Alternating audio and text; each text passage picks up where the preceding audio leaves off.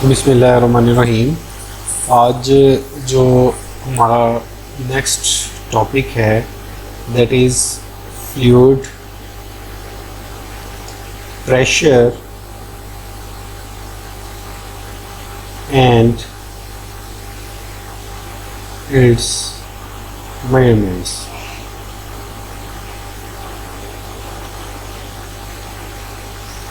Fluid pressure and it's measurements.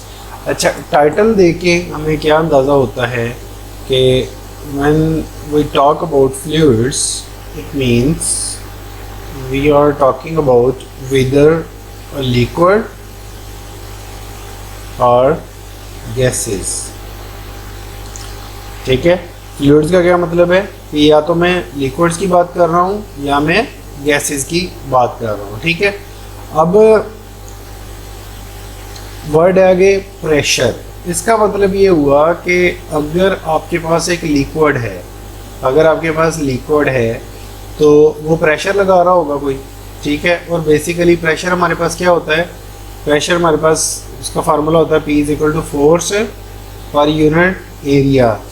जबकि आपकी book वाला इसी चीज़ में लिखेगा small p = force per unit area. ठीक है, वो इस बड़े P को लिखेगा, इस बड़े P को लिखेगा, इसको लिखेगा स्मॉल p को भी लिखेगा pressure at a point, pressure at a point, और बड़े P को क्या लिखेगा वो इंटेंसिटी ऑफ प्रेशर।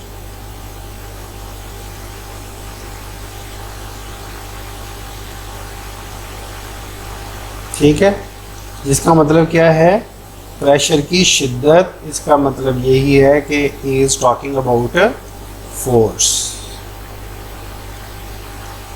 ठीक है, आप इंटेंसिटी ऑफ प्रेशर कह लो या फोर्स कह लो, दोनों का मतलब सेम ही होता है। तो जब हम बात करते हैं प्रेशर मेजरमेंट मेथड की, तो इसका मतलब ये हुआ कि हम पढ़ने क्या जा रहे हैं, हम लिक्विड या गैस जो प्रेशर लगाएगा हमने उसको पढ़ना है कि लिक्विड या गैस कैसा प्रेशर लगाते हैं, और हम उस प्रेशर को मेजर कैसे कर सकते हैं, हम उस प्रेशर को मेजर कैसे कर सकते हैं। अगर ज़रा सोचें कि रियल लाइफ में जो आपका, सबसे पहले हम बात कर लेते हैं गैस की। ठीक है, गैस पे मोस्टली हम बात कर लेते हैं एयर की। एयर आपकी कहाँ कहाँ पे इन्वॉल्व है, डेफिनेटली एटमॉस्फेयर जो है वो टोटल सारा एयर है आपकी। ठीक है, उसके अलावा जितनी आपकी ये दूसरी गैसेस है, कार्बन डाइऑक्साइड और ये वो सारी की सारी जो है वो गैसेस है। और अब लिक्विड्स की हम बात करें तो लिक्विड्स को अगर हम थोड़ा सा लिक्विड को ज़रा थिंक ओवर करें कि लिक्विड हमारी रोज़मर्रा ज़िंदगी में कहाँ कहाँ पे इन्वॉल्व है, तो हमें पता चलता है कि जस्ट हम अपनी बॉडी से स्टार्ट हो जाए तो हमारी बॉडी में जो ब्लड मूव कर रहा है वो एक लिक्विड है। ठीक है, सिमिलरली हम जो पानी पीते हैं वो लिक्विड है। आप समंदरों में, नहरों के अंदर लिक्विड मूव करता हुआ देखते हैं। इंजन्स के अंदर जो लुब्रिकेशन ऑयल भरते हैं वो सारे का सारा क्या है, लिक्विड है। तो जब हम प्रैक्टिकल एप्लीकेशंस के अंदर आते हैं, फ़र्ज़ करें मैं कहता हूँ कि एक नहर के अंदर पानी मूव कर रहा है, आपने उसका मुझे प्रेशर निकाल के देना है, तो वो कैसे आप निकाल के देंगे। ठीक है, तो इसका मतलब ये हुआ कि सबसे पहले दो कंडीशंस हुई कि या तो मतलब फ्लूइड का जो प्रेशर होगा, अब फ्लूइड है ना, तो मैं या तो लिक्विड की बात कर रहा हूँ या गैस की बात कर रहा हूँ। ठीक है, अगर मैं कह रहा हूँ ना कि फ्लूइड प्रेशर, तो इसका मतलब ये है कि इसकी दो कंडीशंस होंगी, एक स्टैटिक हालत में, एक डायनामिक हालत में।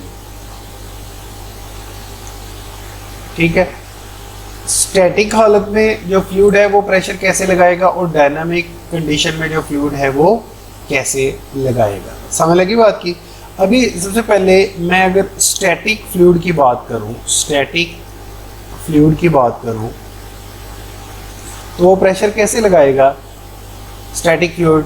अब स्टैटिक फ्लूइड मैंने आपको बताया हुआ कि कैसे फ्लूइड को हम स्टैटिक कहते हैं, जिसके पास कोई हेड ना हो, या जिसको मूव ना कर रहा हो। Just like you have this cup and in this cup the water is contained, ठीक है, दिस इज वाटर। अब ये जो लिक्विड है पूरे का पूरा, क्या ये मूव कर रहा है? क्या ये मूव कर रहा है? अगर आप कहोगे कि सर बिल्कुल ये इसके, अगर हम एट पार्टिकुलर लेवल पे जाए, ठीक है, तो ये तो मूव कर रहा है, लेकिन क्या मैं पूछूंगा कि क्या ये डिस्प्लेस कर रहा है? क्या ये डिस्प्लेस कर रहा है? डिस्प्लेस का क्या मतलब होता है? Move from one place to another place, ठीक है।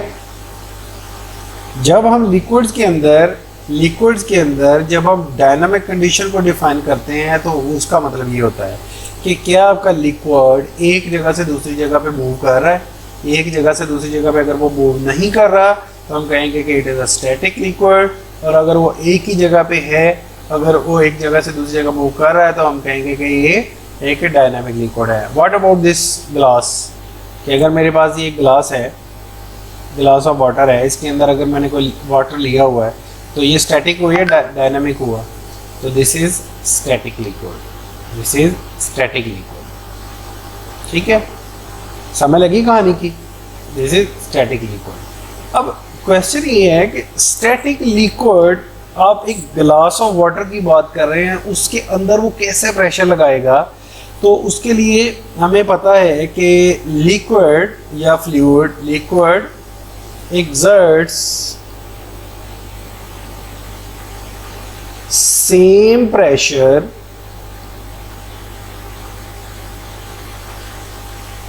in all sides। अगर मैं इस ग्लास ऑफ वाटर की बात करूंगा तो इसके हर तरफ जो लिक्विड प्रेशर एग्जर्ट करेगा वो सेम हो, ठीक है। हर तरफ जो लिक्विड प्रेशर एग्जर्ट करेगा वो क्या होगा? सेम। जस्ट लाइक आपने एक गुब्बारा लिया हो, गुब्बारे के अंदर अगर आपने गैस हवा भरी हुई है तो वैसा नहीं हो सकता कि गुब्बारे का जो एक एरिया है उसके अंदर प्रेशर एक का कम हो और दूसरी तरफ ज़्यादा हो जाए। तो लिक्विड जब वो हर डायमेंशन में जो प्रेशर है वो सेम एग्जर्ट करता है। तो इस प्रेशर को मैं कैसे डिफाइन करूँगा? इस प्रेशर को मैं डिफाइन करूँगा P is equal to force per unit area के, P is equal to force per unit area के, ठीक है। तो नॉर्मली जो स्टैटिक लिक्विड्स हैं, स्टैटिक लिक्विड्स के अंदर हमारा जो प्रेशर है वो simple force per unit area में डिफाइन हो जाता है। And what about dynamic fluids?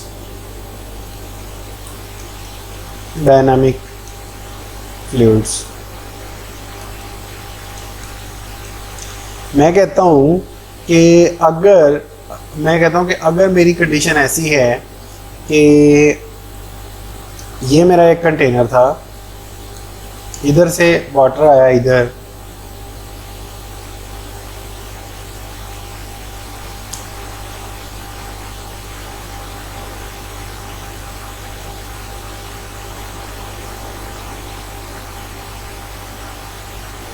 ये मेरा एक कंटेनर था,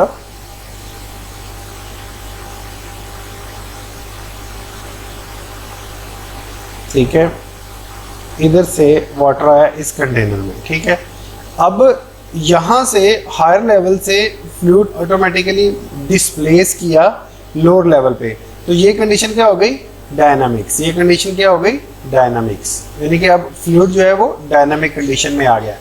अब डायनामिक कंडीशन में जो फ्लो का प्रेशर है वो हम ये नहीं कह सकते कि force per unit area.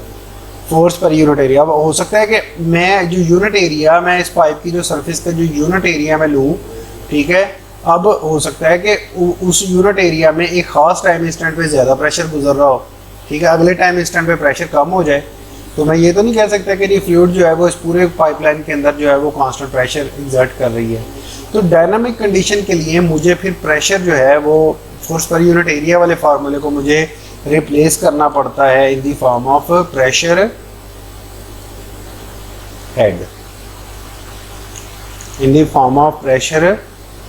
Head, तो इसके लिए एक छोटा सा जो एक्सपेरिमेंट है वो ऐसे है कि अगर आपके पास एक कंटेनर है, ठीक है, ये अभी समझाने के लिए प्रैक्टिकल है ये वाला, ठीक है।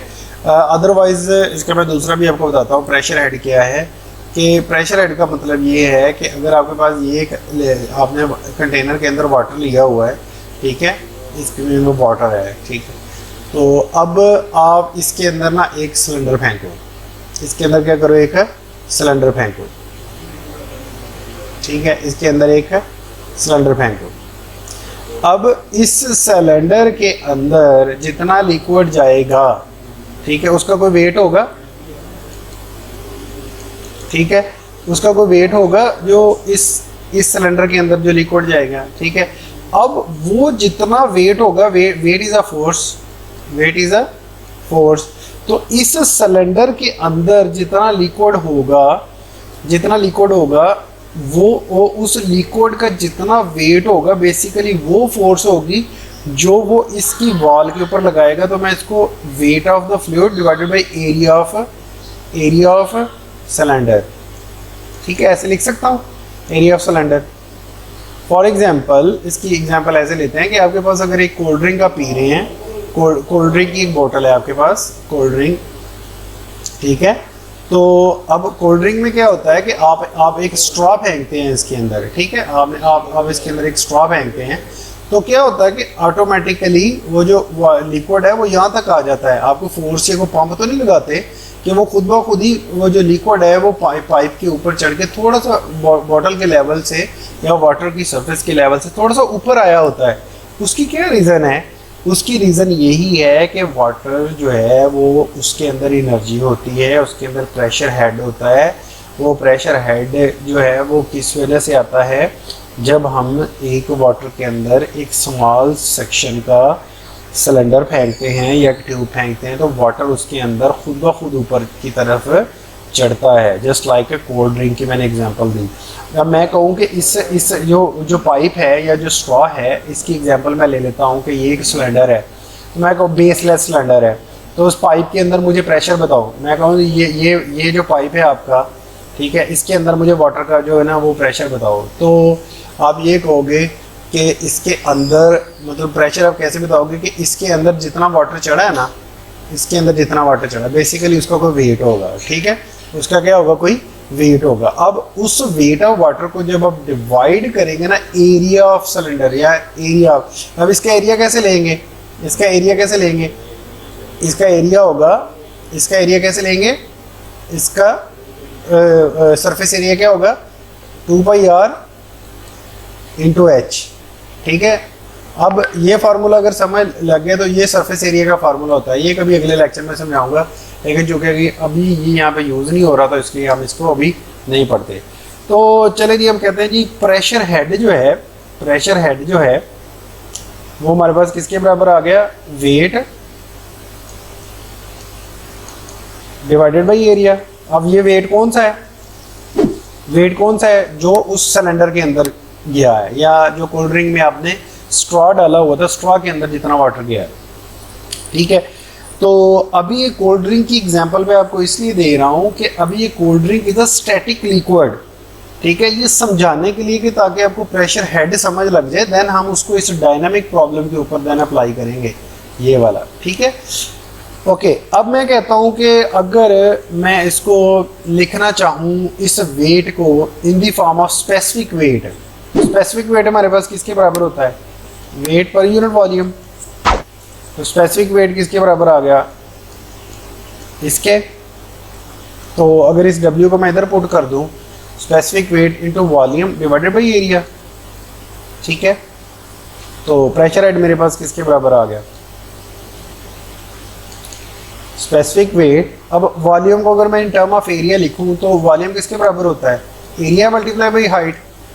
सिलेंडर का वॉल्यूम किसके बराबर होता है? सिलेंडर का वॉल्यूम, क्योंकि हम स्ट्रॉ की बात कर रहे हैं ना, तो स्ट्रॉ में इसका area multiply by this height, πr square into H.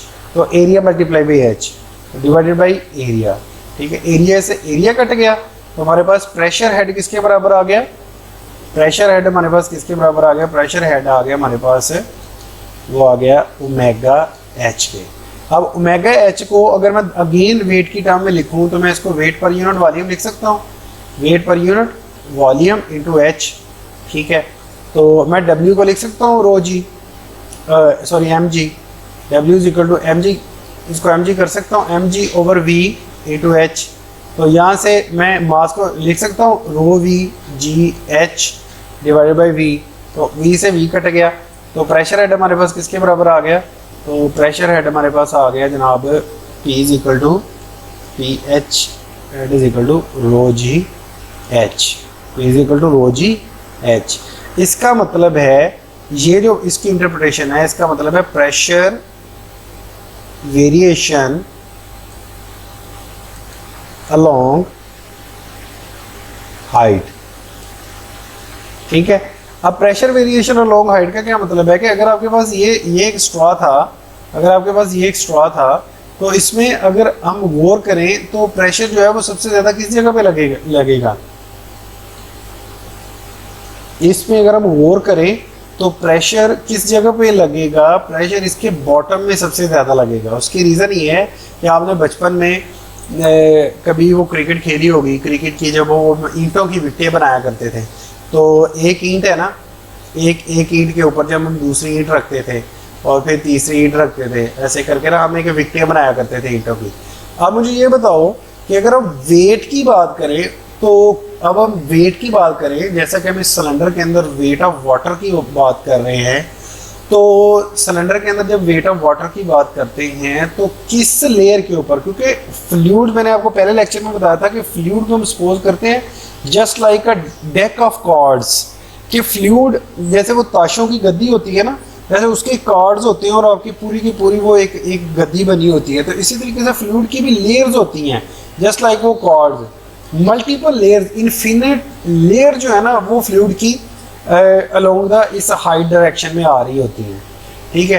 तो अब जो नीचे वाली ईंट है उस पर सबसे ज़्यादा वेट लगेगा, तो इसका मतलब ये हुआ कि सिमिलरली लिक्विड में भी ये ऊपर वाली स्ट्रॉ में मौजूद जितनी ऊपर वाली लेयर्स हैं वो सबसे ज़्यादा प्रेशर किस जगह पे लगाएंगी, वो एच पे, वो इस बॉटम पे लगाएंगी। तो इसका मतलब ये हुआ कि मैं जैसे जैसे एच में मूव कर रहा हूँ मेरा प्रेशर जो है वो वेरी कर रहा है, बल्कि प्रेशर नहीं बल्कि प्रेशर हेड वेरी कर रहा है। क्या चीज़ वेरी कर रही है, प्रेशर हेड। तो फिर प्रेशर हेड का फार्मूला क्या हो गया हमारे पास, P is equal to rho G H, P is equal to rho G H. इसका मतलब है कि प्रेशर हेड जो है वो बेसिकली किसके बराबर होगा, प्रेशर हेड हमारे पास किसके बराबर होगा, रो जी एच के। इसका मतलब ये है कि रो भी कांस्टेंट है लिक्विड की, ग्रेविटी भी कांस्टेंट है, जो जिस चीज़ ने वेरी करना है वो इज हाइट है, वो क्या है, दिस इज द हाइट। अब क्वेश्चन ये है कि ये हाइट कौन सी हाइट है, ये वो हाइट है जो आपकी सिलेंडर के अंदर वाटर की ऊपर गई है। ये बड़ा इंपॉर्टेंट पॉइंट है, ठीक है। अगर मैं कहूँ कि मैंने प्रेशर को इन टर्म ऑफ, अब प्रेशर के हमारे पास कितने फार्मूले आए, प्रेशर निकालने के हमारे पास एक तो फार्मूला आ गया P is equal to force per unit area, और दूसरा फार्मूला क्या आ गया, P is equal to rho G H, rho G H, rho G H. अब ये दो फार्मूले आ गए, एक डायनामिक, एक स्टैटिक कंडीशन में यूज होता है, एक डायनामिक कंडीशन में यूज होता है। अब ये देखो कि रियल लाइफ में अगर मैंने ये प्रेशर निकालना है, अगर रियल लाइफ में ये प्रेशर निकालना है डायनामिक हालत में, तो मैं क्या करूँगा, मैं ये करूँगा कि एक सिलेंडर उठाऊँगा मैं, ठीक है, एक सिलेंडर उठाऊँगा, वो जो जिस पाइप के ऊपर भी, जिस पाइप के भी अंदर मैंने ये प्रेशर मेजर करना है ना, मैं उसकी वॉल के ऊपर ऐसे एक ट्यूब लगा दूँगा। तो अब जो वाटर इस ट्यूब के अंदर चढ़ेगा ना, जारी बात है जितना इस प्रेशर इसके अंदर प्रेशर होगा वो इसके अंदर चढ़ेगा। फर्ज करो वो इतना आ जाता है, ठीक है, वो इतना आ जाता है, तो ये जो हाइट है ना, ये वाली जो हाइट है, ठीक है, ये वाली जो हाइट है, तो इस हाइट से अगर मैंने प्रेशर निकालना होगा तो मैं कैसे निकालूंगा, P is equal to rho G H, P is equal to rho G H से। अच्छा, अब हमारे पास लिक्विड्स के दो फार्मूले आए हमारे पास। नंबर वन ये हुआ कि अगर आपने स्टैटिक लिक्विड की बात करनी है तो स्टैटिक लिक्विड के लिए ये वाला फार्मूला आ गया, P is equal to force equal to force pressure equal to force per unit area, और दूसरा कौन सा आ गया, P equal to rho G है। अब ये हाइट कौन सी है, ये हाइट वही है जो सिलेंडर के अंदर चढ़ी है, ठीक है, ये इसको हमने क्लियर कर लिया।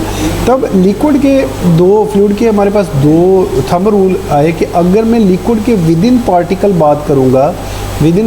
बात करूँगा तो उसके हर तरफ से जो लिक्विड प्रेशर एग्जर्ट करेगा वो सेम होगा। अब आप ग्लास ऑफ वाटर के सेंटर में एक लिक्विड, एक पार्टिकल सपोज करें, तो उसके ऊपर हर डायमेंशन में जो प्रेशर लगेगा वो सेम लगेगा, ठीक है। और दूसरी चीज़ क्या है, दूसरा थंब रूल क्या है कि द प्रेशर, देखिए इधर पहला थंब रूल क्या हुआ कि the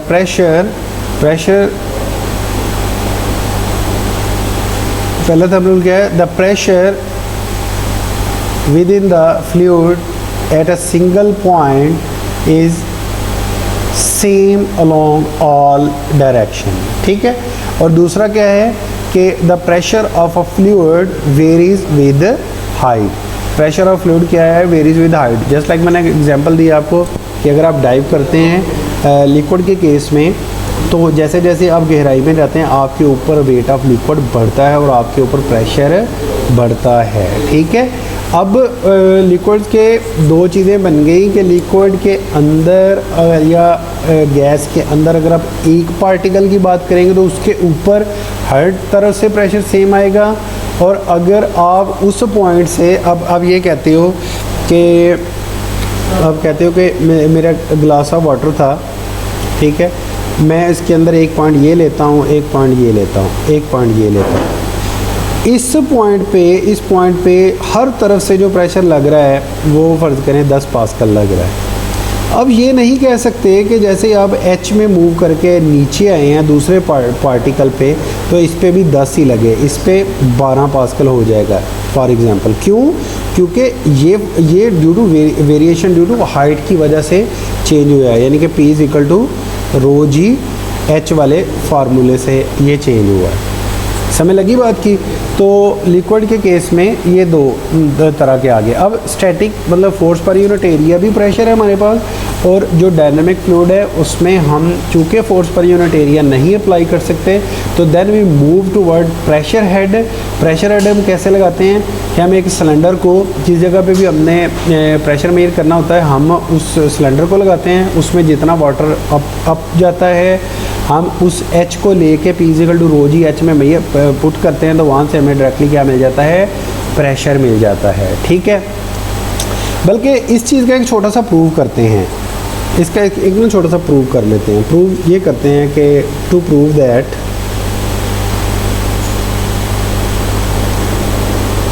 pressure at a point within the liquid is same। तो उसके लिए मैं एक ट्रायंगुलर शेप एक पार्टिकल सपोज करता हूँ। मैं कहता हूँ कि let's suppose this is my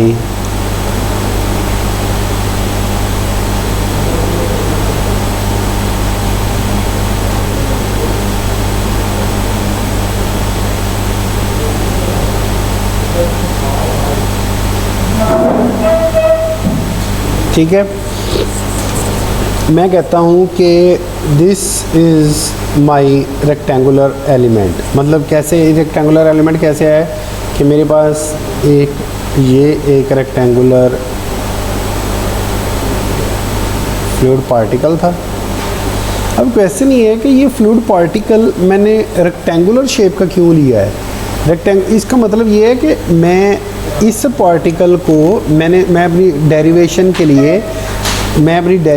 लिए इधर देखें, ये जो पार्टिकल था ना मेरा, मैं सपोज कर रहा हूँ बेसिकली ये मेरा ऐसे रेक्टेंगुलर की शक्ल में था, बेसिकली ये मेरा रेक्टेंगुलर की शक्ल में था। अब जब मैंने माइक्रोस्कोप लगा के इसको मज़ीद बड़ा किया तो ये कुछ इस शक्ल का आ गया, ये कुछ इस शक्ल का आ गया। अब मैं कहता हूँ कि यार ये जो पूरे का पूरा है ये मैं इसको ना इधर से कट कर देता हूँ, मैं इसको हाफ ले लेता हूँ। तो जब आप हाफ लेंगे तो वो कुछ समथिंग लाइक ऐसा बनेगा आपके पास।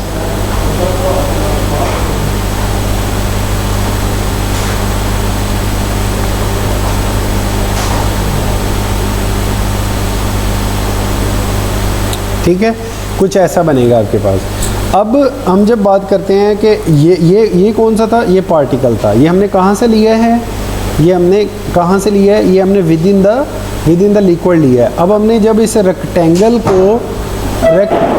को काटा, काटने के बाद हमारे पास कौन सा एलिमेंट बन गया, ये हमारे पास ट्राइएंगुलर बन गया। अब मैं कहता हूँ कि ये मेरे पास ए है, ये बी है, ये सी डी ई एंड ये एफ है।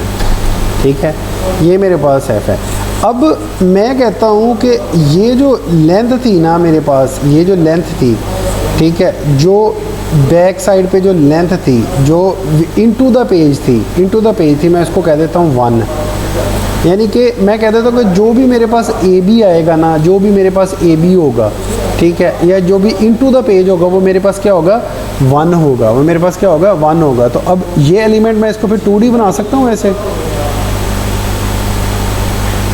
ठीक है, अब हम बुक वाली कन्वेंशन ले लेते हैं ताकि आप लोगों को कन्फ्यूजन ना हो कोई भी। ACB, ठीक है,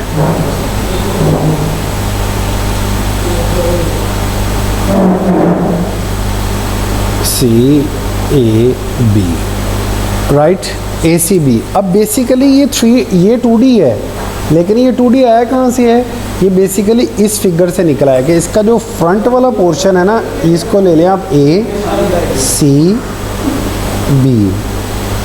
ACB, इसको ले लें D, हाँ ये सही, ACB। ये अब जो इसकी इनटू द वे, ये कोई एंगल थीटा था, तो इसको मैं एंगल यहाँ पे थीटा दे देता हूँ। अब ये जो इनटू द पेज था ना, यहाँ पे जो इसकी विड्थ थी, वो मैंने 1 कंसीडर कर ली है बेसिकली। ठीक है, तो मैं कहता हूँ कि इस डायमेंशन में इसके ऊपर जो प्रेशर फोर्स लगेगी, जो प्रेशर लगेगा वो x डायमेंशन में है। इस डायमेंशन में इसके परपेंडिकुलर जो जाएगा वो मैं कह देता हूँ वो PZ डायमेंशन है, और इस डायमेंशन में जो जाएगा वो दैट इज़ PY है। ठीक है, और एक इसका फ्लूइड का वेट भी है जो कि डाउनवर्ड लग रहा है, वो इधर आ गया। अच्छा, अब मैं सबसे पहले क्या करता हूँ कि सबसे पहले हम इस थीटा को ट्रांसफ़र कर लेते हैं। हमारे पास ये 2 एंगल बन रहा है, ठीक है, दिस इज थीटा। अब एक हमारे पास रूल होता है कि जो अगर 2 लाइंस के दरम्यान एंगल थीटा बन रहा हो ना, तो उनकी जो परपेंडिकुलर लाइन है ना, इस लाइन के परपेंडिकुलर ये लाइन आ गई और इस लाइन के परपेंडिकुलर ये लाइन आ गई। ठीक है, ये जिस जगह पे कता करेंगे ना, उनके दरम्यान भी ये एंगल सेम बनेगा थीटा। तो हमारे पास ये क्या था, PZ था, ये क्या था हमारे पास PZ। इसके मैं 2 कंपोनेंट ड्रा कर लेता हूँ। This is -PZ cos theta and this is, अब ये भी नीचे की तरफ है, तो ये भी -PZ sin थीटा। अच्छा, तो ये हमारे पास आ गया -PZ, ये हमारे पास क्या आ गया, PZ sin थीटा। अच्छा, ये 2 कंपोनेंट अब हमारे पास आ गए। अगर मैं इसको लिखूं, ये बुक से नहीं आपको मिलेगा बेटा, अगर मैं इसको ऐसे लिखूं कि ये मेरे पास PZ था, तो this is PZ cos theta, this is PX PY W PZ, this is theta and this is theta, PZ sin theta, this is minus and this is minus। अब इसके ऊपर अगर मैं इसको एरिया में कन्वर्ट करूँ इसको, ठीक है, अगर मैं इसको कन्वर्ट करूँ इस चीज़ के अंदर, तो हमारे पास क्या बनेगा कि अगर मैंने ये PX है ना, प्रेशर है, इसको मैं एरिया से मल्टीप्लाई कर दूँ, तो मेरे पास ये क्या आ जाएगी, प्रेशर फोर्स। तो एरिया कौन सा आएगा? Perpendicular area. दिस इज, ये हमारा क्या था? This is C, this is C and this is A. अब एक लेंथ ये हो गई और एक होगी इनटू द पेज। एक क्या होगी? इनटू द पेज, जो ऐसे थी पीछे की तरफ, जो ऐसे क्या थी? पीछे की तरफ। ठीक है, अब उसको मैंने ले लिया वो 1। ठीक है, मैं अगर ये बात करूँ ना कि अगर मेरे पास ये ऐसी सरफेस थी तो ये थे मेरे पास ए, ये था सी, और ये फ़र्ज़ करें, ये फ़र्ज़ करें आप डी कह दें। तो मैं कहता हूँ कि ये ए सी कोई लेंथ थी, ए सी कोई लेंथ थी मेरे पास, और ये मेरे पास 1 थी। मैं कहता हूँ इस सरफेस का मुझे एरिया बताओ क्या होगा। आप कहेंगे ए सी मल्टीप्लाई बाई 1, तो इसका एरिया क्या आ जाएगा? ए सी के बराबर। ठीक है, तो सिमिलरली इसमें जब हम बात करेंगे तो हमारे पास पी एक्स किसके बराबर आ जाएगा? पी एक्स ए सी किसके बराबर आ जाएगा? ये minus P G cos theta into A B. अब ए बी कैसे? ए बी ये वाला ए बी। ठीक है, और सिमिलरली अगर मैं बात करूं कि अगर ये सरफेस थी, ठीक है, ये अगर इनटू द पेज ये इसकी 1 थी, तो ये अगर ए, ये बी और ये 1 थी, तो इसका एरिया क्या आ गया? A B into 1। ठीक है, तो इसके ऊपर परपेंडिकुलर क्या लग रही है आपकी? P G. समझ लगी बात की? तो बेसिकली ये 3D एलिमेंट है, बुक वाले ने 2D बनाया हुआ, तो इसलिए वो इस चीज़ को लिख देता, बराबर आ गया 0 के। तो हमारे पास क्या आ गया? हमारे पास आ गया P X A C is equal to P G cos theta A B, P G cos theta A B. ठीक है, अच्छा, अब according to geometry of this figure, अगर मैं बात करूं कि ज्योमेट्री ऑफ फिगर में अगर ये मेरे पास ए बी था, ठीक है, तो ये मेरे पास थीटा था, ये वाला थीटा था, तो अगर, और ये सी था, तो मेरे पास अगर मैं ए बी के कंपोनेंट ड्रा करूं तो ये ए बी कॉस थीटा और ए सी किसके बराबर आ गया? ए बी साइन थीटा के। ठीक है, ये वाली लेंथ ए सी थी ना, तो अगर मैं ए बी के कंपोनेंट ड्रा करूं तो मेरे पास ये ए बी साइन थीटा की फॉर्म में आ जाएंगे। तो ए सी को मैं इधर पुट कर देता हूं, तो मेरे पास क्या आ गया? P X is equal to A B cos theta is equal to P G cos theta A B. तो cos theta A B A से कट गया, तो ये हमारे पास P X is equal to P G के बराबर आ गया। ठीक है, P X is equal to P G के बराबर आ गया। ये देखें, मैं आपको बुक से दिखाता हूँ कि ये पी एक्स था, ये पी जी था। अब यहाँ पे आपको वो चीज़ नहीं मिलेगी जो मैंने अभी आपको करके दिखाई है। पी जी के जो कंपोनेंट हैं वो आपने उधर से ड्रा कर लेने। तो ये पी है, पी एक्स प्रेशर, ये इंटेंसिटी ऑफ प्रेशर, ये force into area A C. ठीक है, और सिमिलरली वाई का किसका? P Y is equal to force into area B C. ठीक है, अब ये एक है। ठीक है, okay, similarly P G into area. अब मल्टीप्लाई बाई 1 है, ये बेसिकली मल्टीप्लाई बाई 1 है, मल्टीप्लाई बाई 1 है। तो ये 1 क्या है? इनटू द पेज है। तो अगर मैं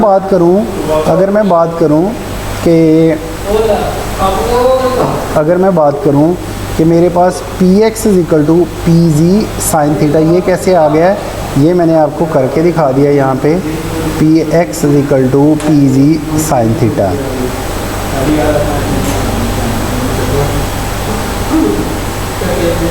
P X is equal to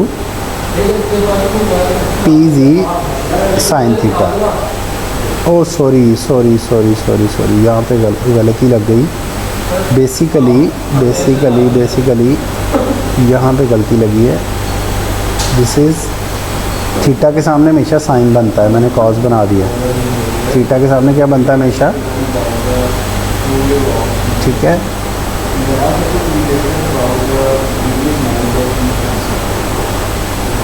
ठीक है, तो ये आ गया हमारे पास P G sine theta and P G cos theta. P G sine theta, P G cos theta. तो यहाँ पे जब हम इसको इक्वल करेंगे तो ये क्या आ जाएगा? P C P X A C minus P G sine theta into A B is equal to zero. ठीक है, तो ये P X A C is equal to P G sine theta. ठीक है, दिस इज साइन थीटा। तो यही उसने लिखा हुआ है कि P G A B sine theta is equal to P X A C.